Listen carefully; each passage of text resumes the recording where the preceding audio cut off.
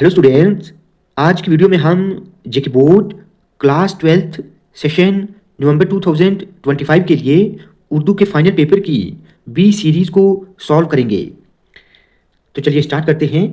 देखिए, पहले नंबर पर आपको ये जो इक्तिबास पूछी गई थी, ये इक्तिबास अफसाना नमक का दारोगा से ली गई है।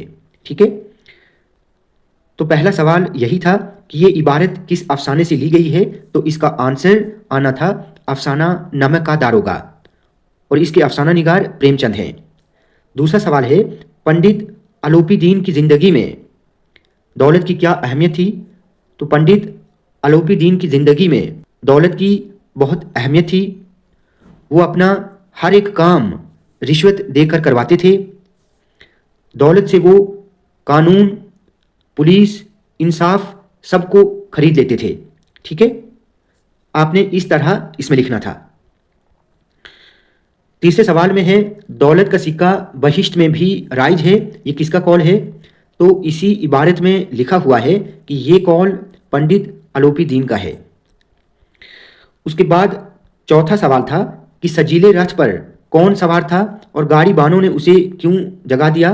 तो देखिए, इसका आंसर भी पहली ही लाइन में लिखा है कि पंडित आलोपीदीन अपने सजीले रथ पर सवार थे और गाड़ी बानों ने इसलिए उसे जगा दिया क्योंकि दारोगा जी ने उनकी गाड़ियां रोक दी थीं। तो इसमें आपने ऐसे लिखना था। उसके बाद दूसरी जो इबारत थी, ये इबारत सबक मिर्ज़ा गालिब से ली गई थी। पहला सवाल इसमें यह है कि बात में से बात पैदा करना किसके कलाम की खुसूसियत थी। तो इसका जवाब मिर्ज़ा गालिबाना था। लोग मिर्ज़ा से मिलने और उनकी बातें सुनने के लिए क्यों मुश्ताक रहते थे, क्योंकि मिर्ज़ा गालिब की तहरीर के साथ साथ उनकी तकरीर भी पुरलुत्फ़ थी। ठीक है, इसलिए लोग उनसे मिलने के लिए मुश्ताक रहते थे। ऐसे आपने इसमें लिखना था।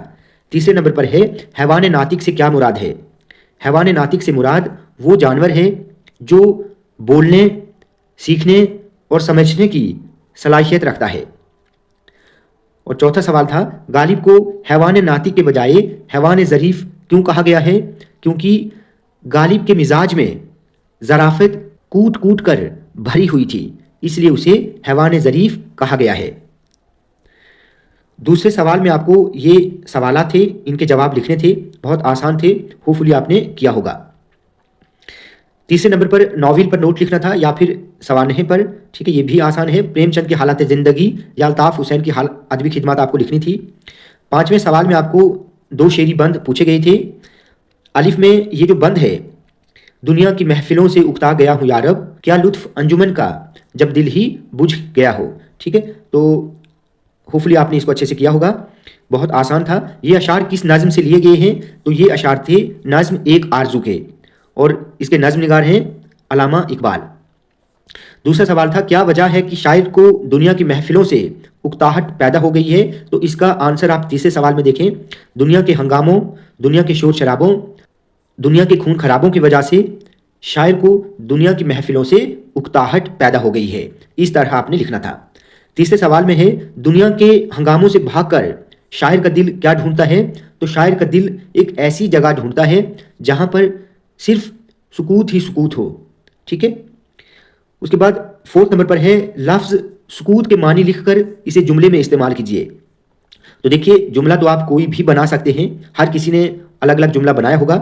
पहले ये बता दूं कि सुकूत का मतलब होता है खामोशी। ठीक है, अब आपने इस जुमले को कैसे बनाया है वो मैं नहीं जानता, आप कमेंट करके बताएं कि आपने क्या लिखा है, फिर मैं आपको बताऊंगा कि आपका जुमला सही है या गलत। ठीक है, उसके बाद बे पार्ट में ये जो बंद पूछा गया है, ये बंद पूछा गया है मरसिया से। ठीक है, ये बंद मरसिया का है। तो पहला सवाल क्या है कि ये बंद किस शेरी सिन्फ से ताल्लुक़ रखता है। तो ये मरसिया से ताल्लुक़ रखता है और इसके शायर हैं मीर अनीस। ज़ैनब किस से मुखातिब होकर किन के बारे में कलाम करती है। ठीक है, तो यहाँ पर इसका आंसर आना था, ज़ैनब हज़रत इमाम हुसैन से मुखातिब होकर अपने बेटों के बारे में कलाम करती है, ये आपने इसमें लिखना था। जंग के मैदान में कौन जाना चाहते हैं। तो इसका आंसर आना था, जंग के मैदान में हज़रत ज़ैनब के बेटे जाना चाहते थे। ठीक है, जाना चाहते हैं। फोर्थ नंबर पर है, बंद के आखिरी शेर की वजाहत कीजिए। तो इस सवाल में आपको आखिरी शेर की तशरीह करनी थी। बेटे भी फिदा आप पे हैं, मैं भी फिदा हूँ, देर इतनी हुई क्यों, मैं इस पर खफा हूँ।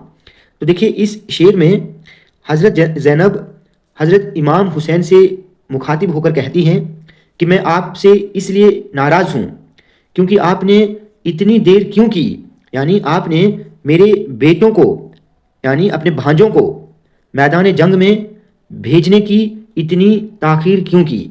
ठीक है, बस आपने ऐसे इसमें लिखना था। उसके बाद छठे सवाल में आपको इन सवालों के जवाब लिखने थे। ठीक है, दूसरे सवाल में क्या लिखा है यहाँ पर, आरजू थी तुझे गुल के रूबरू करते, इसका दूसरा मिसरा लिखकर शेर की तशरीह कीजिए। तो देखिए इसमें जो दूसरा मिसरा है, मैं और बुलबुल बेताब गुफ्तगू करते, ये इसका दूसरा मिसरा था। ये आतिश का शेर है। इस शेर में शायर फरमाते हैं कि मेरी ये तमन्ना थी, ऐ मेरे महबूब, मेरी ये तमन्ना थी कि तुझे गुल के सामने रखता और फिर मैं और बुलबुल ये बात करते कि बता तेरा आशिक गुल खूबसूरत है या फिर मेरा महबूब। ठीक है, तो ये शेर ऐसे है। उसके बाद तीसरे नंबर पर बहुत आसान था। ठीक है, तो ये तो बिल्कुल कॉमन सा क्वेश्चन है और इसके आंसर इसके मार्क्स आपको बिल्कुल मुफ्त के थे।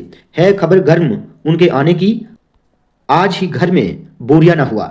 ये शेर मिर्ज़ा गालिब का है। तो देखिए आपने सिर्फ मिसरा लिखना था और शायर का नाम लिखना था, पूरे मार्क्स आपको मिल जाते। ठीक है, उसके बाद मीर की गज़ल गोई की आपको खुसूसियत बयान करनी थी। सातवें नंबर पर हुस्न और मजदूरी के मरकज़ी ख्याल की वजाहत करनी थी।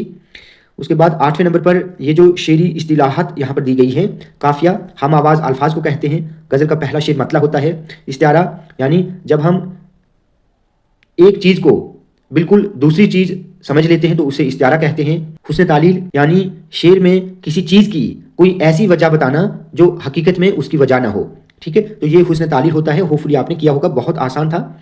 उसके बाद 9वें नंबर पर ये कुछ सवाल थे, आपने इनको भी किया होगा। 10वें नंबर पर आपने डिस्ट्रिक्ट कमिश्नर के नाम एक दरख्वास्त लिखनी थी कि आपके इलाके में ठीक है साफ़ पानी मुहैया नहीं होता, तो उसके लिए आपने एक दरख्वास्त लिखनी थी। कॉमन सी एप्लीकेशन थी, आपने होपफुली इसको किया होगा। या फिर एक खत आपको लिखना था कि सरमाई छुट्टियों का मतलब होता है सर्दी की छुट्टियाँ, तो आप अपनी फ्रेंड या अपने फ्रेंड को खत लिखना था कि वो सर्दी की छुट्टियां आपके साथ गुजारे। यही आपको इसमें लिखना था। बहुत आसान सा था, कॉमन सा है। अगर आपने नहीं किया होगा तो फिर इसमें ये आपकी गलती है। ठीक है, उसके बाद आपको एक मजमून लिखना था। देखिए ये मज़ामीन थे, खेल कूद की अहमियत, ये आपको खेलों की अहमियत जो मजमून था वो आपको लिखना था। या फिर जैसे आसान है इंटरनेट के फ़ायदे, इंटरनेट का सही इस्तेमाल, ये इंटरनेट का फ़ायदे आपको लिखना था। ठीक है, इंटरनेट के फ़ायदे, ये भी आसान था। होपफुली आपने किया होगा। उसके बाद लेबर डे पर आपको ये एक रिपोर्ट लिखनी थी। ठीक है, उसके बाद 13th में ये जो मारूजी सवाल थे, पहला सवाल तक क्या था कि जो काम आने वाले वक्त में किया जाए वो फ़ेल मुस्तकबिल कहलाता है। ये बिल्कुल सही है, हाँ। ठीक है, दूसरे नंबर पर अदू की जमा क्या है, अदू की जमा है आदा, अलिफ एन दाल और अलिफ। ठीक है, लफ्ज़ हकीकत को जुमले में ऐसे इस्तेमाल कीजिए कि इसकी तस्गीर और तानीस वाज़े हो जाए। तो देखिए हकीकत जो है ये तानीस है, ठीक है, मतलब मुअन्नस है। अब आपने कैसे जुमले में इसको इस्तेमाल किया है ये मैं नहीं जानता, आप कमेंट करके बताएं, फिर मैं आपको बताता हूं कि आपका सही है या गलत। क्लियर। उसके बाद सुर्ख फूल कवायद के लिहाज से क्या है, तो ये एक मुरक्कब है, तौसीफ़ी है। उसके बाद फुल स्टॉप को उर्दू में क्या कहते हैं, ये मेरे अकॉर्डिंग सवाल ही गलत है। ठीक है, अलामत इस्तिफाम क्वेश्चन मार्क को कहा जाता है। वक्फ खफीफ ये कॉमा को कहा जाता है और वक्फ कामिल भी सवाल निशान को ही बोला जाता है। तो मेरे अकॉर्डिंग ये सवाल बिल्कुल गलत है। उर्दू में जब हम फुल स्टॉप लिखते हैं तो वो डॉट नहीं होता बल्कि ऐसे होता है, तो इसको हम खत्मा बोलते हैं। ठीक है, तो ये मेरे अकॉर्डिंग गलत है, देखते हैं। ठीक है, उसके बाद खुशी से फूले न समाना, इसका मतलब है बहुत खुश होना, बेहद खुश होना। ठीक है, तो ये आपका क्वेश्चन पेपर था, होपफुली आपने अच्छे से किया होगा।